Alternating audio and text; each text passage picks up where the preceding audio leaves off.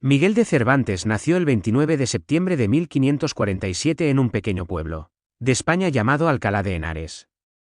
Era uno de los 7 hijos de una familia humilde, y su padre trabajaba como barbero cirujano, alguien que además de cortar cabello, ayudaba con pequeños tratamientos médicos. Aunque su familia no tenía mucho dinero, Miguel creció con una gran curiosidad y amor por las palabras. No pudo asistir regularmente a la escuela, pero eso no le impidió aprender a leer y soñar con historias. Cuando Miguel fue mayor, buscó aventuras lejos de su hogar.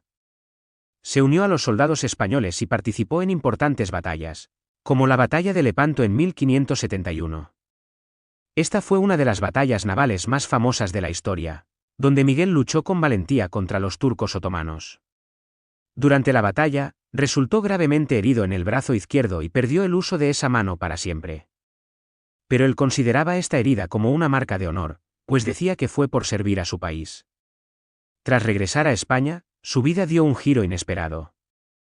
Mientras viajaba en barco, fue capturado por piratas y llevado a Argel, en el norte de África. Allí, Miguel pasó 5 años como prisionero. A pesar de las duras condiciones, nunca dejó de soñar con la libertad. Intentó escapar varias veces y se convirtió en un líder entre los prisioneros, ayudándolos a mantenerse fuertes. Finalmente, fue liberado cuando su familia y el gobierno español pagaron su rescate. Cuando volvió a España, la vida tampoco fue fácil para él. Trabajó en diferentes oficios, como recaudador de impuestos, pero nunca dejó de escribir. En 1585 publicó su primera novela, La Galatea, una obra que trataba sobre el amor y la vida pastoril. Aunque no tuvo mucho éxito en ese momento, Miguel siguió escribiendo porque creía en el poder de sus palabras. En 1605, todo cambió con la publicación de Don Quijote de la Mancha. Este libro cuenta la historia de un hombre llamado Don Quijote que, después de leer demasiados libros sobre caballeros y aventuras, decide convertirse en uno. Junto a su fiel amigo y escudero Sancho Panza, Don Quijote vive una serie de divertidas y emocionantes aventuras, como luchar contra molinos de viento creyendo que eran gigantes. La obra no solo hizo reír a las personas, sino que también las hizo reflexionar sobre los sueños, la imaginación y el valor de creer en uno mismo. El éxito de Don Quijote fue tan grande que en 1615 Cervantes publicó una segunda parte de la historia. Juntas, estas dos partes se consideran una de las obras más importantes de la literatura mundial. Pero Cervantes escribió mucho más que Don Quijote.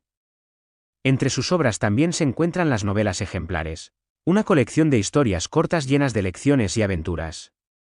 Algunas de ellas, como La Gitanilla y Rinconete y Cortadillo, muestran la vida en España con personajes fascinantes y enseñanzas sobre la honestidad y la justicia.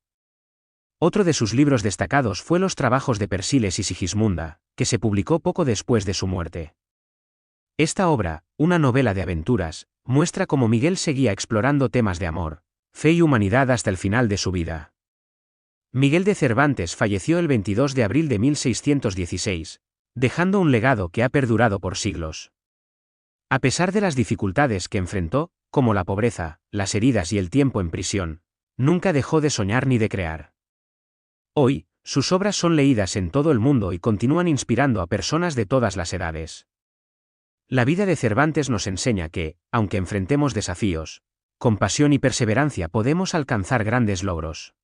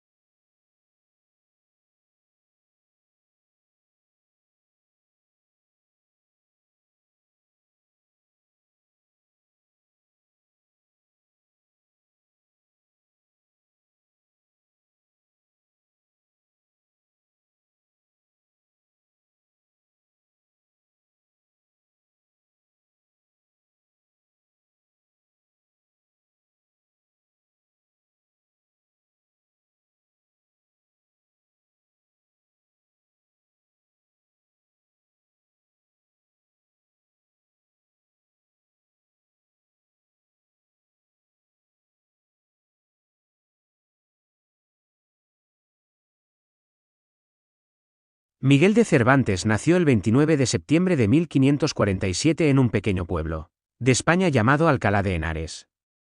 Era un